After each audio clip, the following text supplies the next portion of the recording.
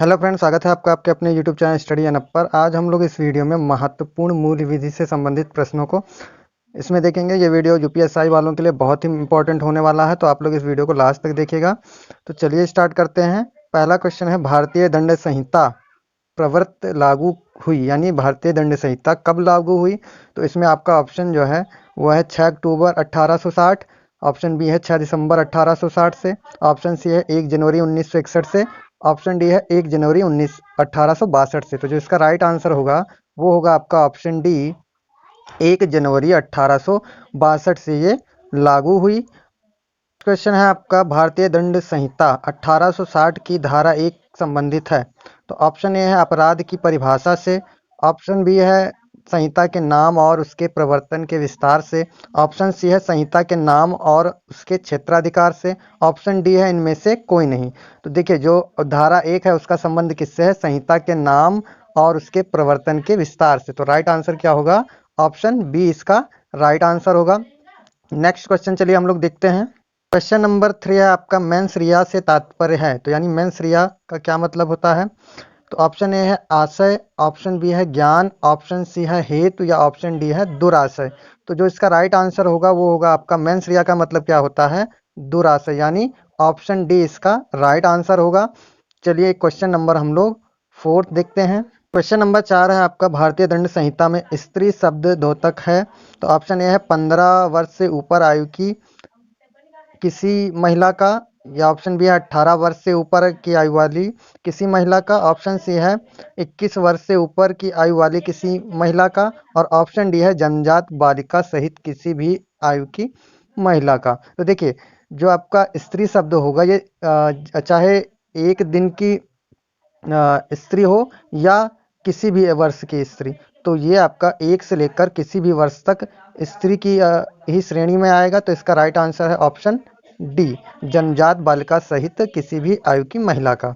Next question हम लोग question number 5 देखते हैं। देखिए, क्वेश्चन नंबर 5 है आपका, भारतीय दंड संहिता में स्त्री द्योतक है वयस्क स्त्री, ऑप्शन ए, ऑप्शन बी है अविवाहित स्त्री, ऑप्शन सी है किसी भी आयु की स्त्री, ऑप्शन डी है विवाहित स्त्री। तो जैसा कि अभी प्रीवियस क्वेश्चन में आपको बताया गया, चाहे एक दिन से लेकर किसी भी आयु की महिला क्या कहलाएगी? स्त्री कहलाएगी। तो ये आपका ऑप्शन सी इसका करेक्ट होगा, किसी भी आयु की स्त्री।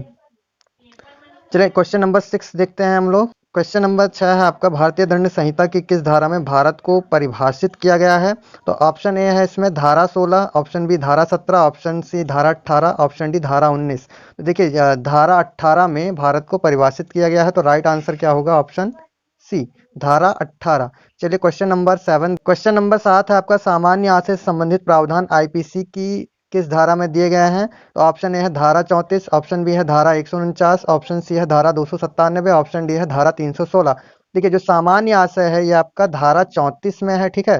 तो ये कॉमन इंटेंशन किस में दिया गया है? ऑप्शन ए, धारा 34, ठीक है। चलिए क्वेश्चन नंबर 8 हम लोग देखते हैं। ये यूपीएसआई वालों के लिए बहुत ही महत्वपूर्ण होगा। तो जो लोग यूपीएसआई की तैयारी कर रहे हैं, तो मूल विधि के ये ऑब्जेक्टिव क्वेश्चन उनको एग्जाम में काफ़ी मदद करने वाले हैं। नेक्स्ट क्वेश्चन है क्वेश्चन नंबर 8 आपका, भारतीय दंड संहिता की धारा 34 पर प्रसिद्ध वाद है। तो कॉमन इंटेंशन यानी सामान्य आशय पर कौन सा प्रसिद्ध वाद है?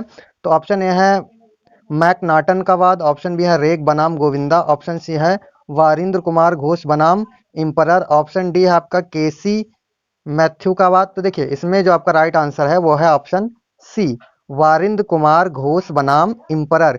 ये आपका कॉमन इंटेंशन पर वाद है, ठीक है। चलिए नेक्स्ट क्वेश्चन हम लोग देखते हैं, क्वेश्चन नंबर 9।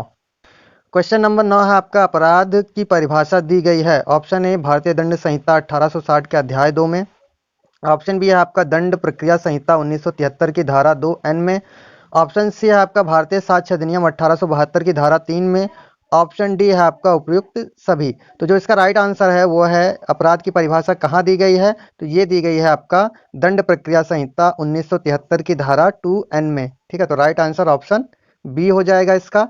चलिए क्वेश्चन नंबर 10 हम लोग देखते हैं। क्वेश्चन नंबर 10 है आपका, भारतीय दंड संहिता 1860 के अधीन धारा 42 में प्रयुक्त स्थानीय विधि कहाँ पर लागू होगी? तो ऑप्शन ए है आपका संपूर्ण भारत पर, ऑप्शन बी है भारत के किसी विशिष्ट भाग पर, ऑप्शन सी है भारत के किसी भी भाग पर, ऑप्शन डी है आपका उपरोक्त में से कोई नहीं। देखिए, जो स्थानीय विधि है ये आपका ऑप्शन बी भारत के किसी विशिष्ट भाग पर लागू होगी। चलिए क्वेश्चन नंबर 11 हम लोग देखते हैं। क्वेश्चन नंबर 11 है आपका, भारतीय दंड संहिता के अधीन कितने प्रकार के दंडों की व्यवस्था की गई है? ऑप्शन ए है 2, ऑप्शन बी है 5, ऑप्शन सी है 4, ऑप्शन डी है 7। तो देखिए जो आपका दंड है ये आपके 5 प्रकार के होते हैं, ठीक है। तो ऑप्शन बी इसका राइट हो जाएगा, ऑप्शन बी इसका राइट आंसर है। और यदि आप लोग इस वीडियो को ज़्यादा से ज़्यादा लाइक और शेयर करते हैं तो आप लोगों के लिए आईपीसी की जो महत्वपूर्ण धाराएं हैं इनसे रिलेटेड वीडियोस को प्रोवाइड कराया जाएगा और एक एक पॉइंट एक एक चीज़ को क्लियर किया जाएगा। यदि आप लोग इसको ज़्यादा से ज़्यादा लाइक करेंगे तो वो डिटेल में वीडियो लाई जाएगी। और अभी हाल में ही कुछ इम्पॉर्टेंट जो आईपीसी की धाराएँ हैं उनसे रिलेटेड वीडियो आपके लिए बनाई जा चुकी है जो जल्द ही अपलोड कर दी जाएगी। चलिए क्वेश्चन नंबर 12 देखते हैं। क्वेश्चन नंबर 12 है आपका, एक जल्लाद जो मृत्युदंड निष्पादित करता है भारतीय दंड संहिता की किस धारा के अंतर्गत आपराधिक दायित्व से मुक्त है? देखिए जो आपका जल्लाद होता है ये जब किसी को फांसी देता है तो इसको फांसी देने का राइट यानी भारतीय दंड संहिता में इसके अपराध को इसका जो कृत्य है उसको अपराध ना माना जाए तो किस धारा के अंतर्गत ऐसा प्रावधान है, ऐसा किया जाता है? तो इसका जो राइट आंसर है वो है ऑप्शन बी, धारा 78 के अंतर्गत। चलिए नेक्स्ट क्वेश्चन नंबर 14 है आपका, भारतीय दंड संहिता की कौन सी धारा अनैच्छिक मतदाता के आधार पर प्रतिरक्षा से संबंधित है? तो इसमें जो आपका राइट आंसर है वो है ऑप्शन बी, धारा 85 यानी धारा 85। चलिए नेक्स्ट क्वेश्चन नंबर 15 है आपका, निम्नलिखित कार्यों में से किसके द्वारा दुष्प्रेरण का अपराध किया जा सकता है?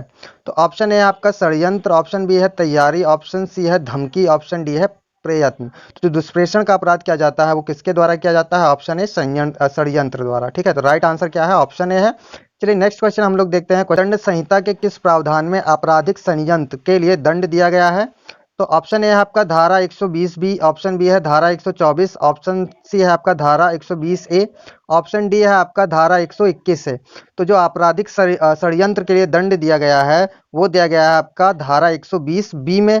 तो ऑप्शन ए इसका राइट आंसर है। और षड्यंत्र रचना किसमें है, किस धारा के अंतर्गत आता है? तो धारा 120 के अंतर्गत आपका षड्यंत्र करना आता है, ठीक है। और इसके लिए दंड, तो इसके लिए दंड आपका आपराधिक षड्यंत्र के लिए धारा 120 बी में आता है, ठीक है। तो चलिए नेक्स्ट क्वेश्चन हम लोग अगला क्वेश्चन नंबर 17 है आपका, नितेश ने अपने एक प्रकाशित लेख में उत्तर प्रदेश सरकार के विरुद्ध नफरत एवं मानहानि को फैलाया है, उसे निम्न अपराध के लिए दंडित किया जा सकता है। देखिए अब ऐसे जो कार्य होते हैं उनके लिए दंड क्या है? तो ऑप्शन ए है युद्ध फैलाने के लिए, ऑप्शन बी है आपका दुष्प्रेषण के लिए, ऑप्शन सी है राजद्रोह के लिए, ऑप्शन डी है उपयुक्त में से कोई नहीं। तो देखिए जो सरकार के विरुद्ध कार्य होगा या नफरत फैलाना या मान हानि को फैलाना ये आपका किसके अंतर्गत आएगा? तो ये आएगा आपका ऑप्शन सी राजद्रोह के लिए। तो इस पे दंड कौन सा किस दंड के अंतर्गत इसको दंडित किया जाएगा?